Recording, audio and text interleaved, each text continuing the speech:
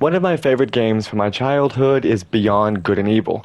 I love this game, and I was very thrilled to play the remaster, the aptly named 20th Anniversary Edition, despite the fact that it didn't actually come out on the 20th anniversary of the game.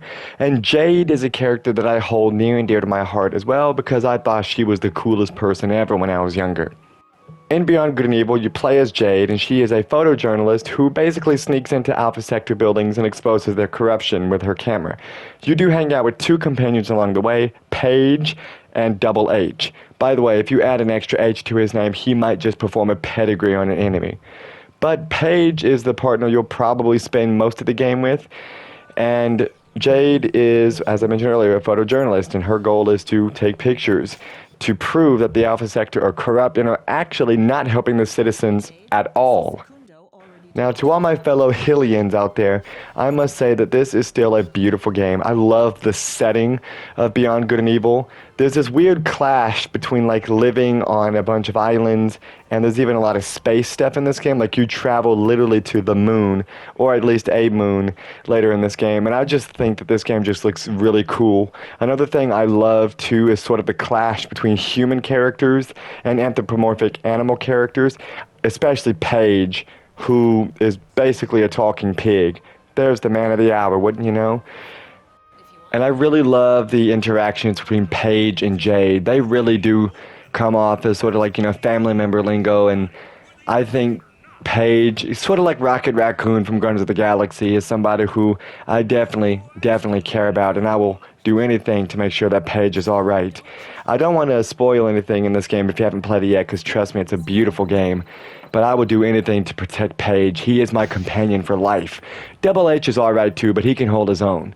So this game came out originally in 2003, so it is a bit outdated. This is a remaster, it's not a remake, so it's basically just the original game but with a graphical facelift, and that's really, really nice. The combat in this game does leave a lot to be desired, but naturally, the first thing I did under any combat circumstance is I would immediately take a picture of the enemies because I'm trying to fill my camera roll. I need those pearls, please. We got to go to Mama Goes and upgrade our ship, please. But a lot of times the combat is basically just attack and then you dodge ones and then you wait for patterns. The combat is nothing too crazy. It's nothing ridiculous at all. And over the course of the game you can actually upgrade your healths. And trust me, this game's quite generous in terms of how many health upgrades you get. So you're never ever going to be scrounging for anything. And the combat is pretty simple. The only difficult combat in this game is maybe the final boss, but it's just memorizing a pattern.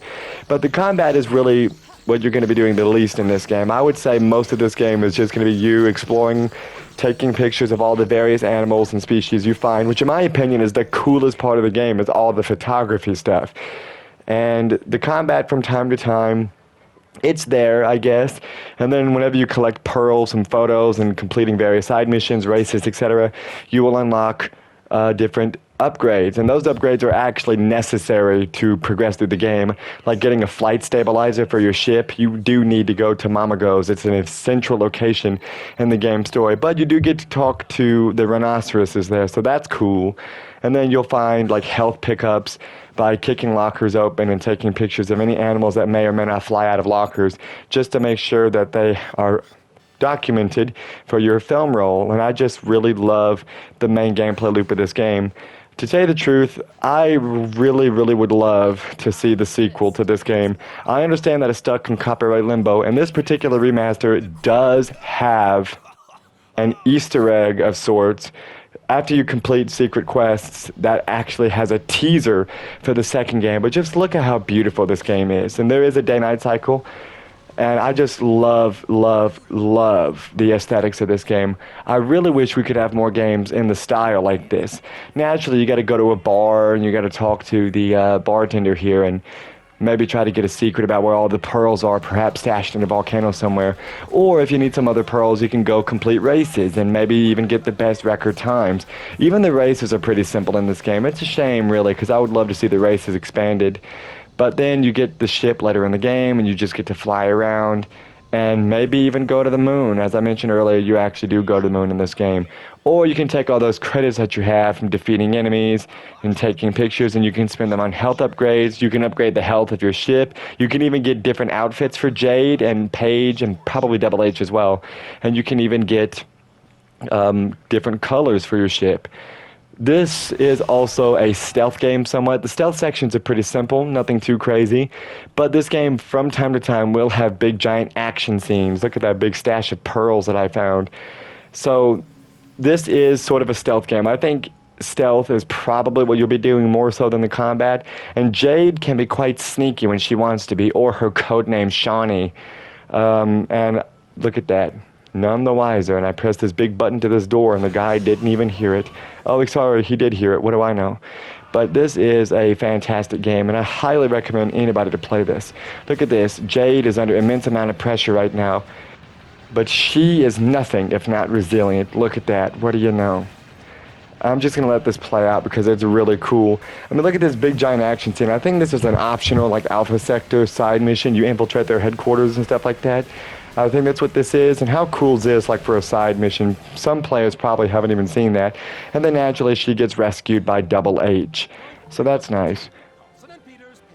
Maybe one day the sequel to this game will actually come out because I'm too busy taking a bunch of pictures of giant whales that pop out of the ocean. And these are not the flying whales of the Gojira variety, but they're pretty cool too.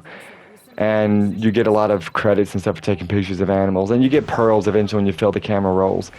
But as I mentioned, this game is really cool, and I hope at least that this increases interests in a sequel.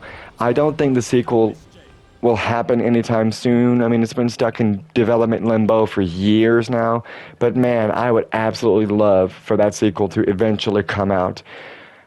Who's to say if it will? Who's to say if it won't? I would absolutely love it, because Beyond Good and Evil is a really cool game, and if I haven't convinced you yet to play this game, please do. It's really cool.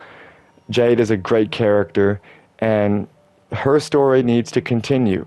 And probably Paige as well. Double H would be alright too, but Paige is a little cooler in my eyes. And that was the Sunsets on the Beyond Good and Evil remaster.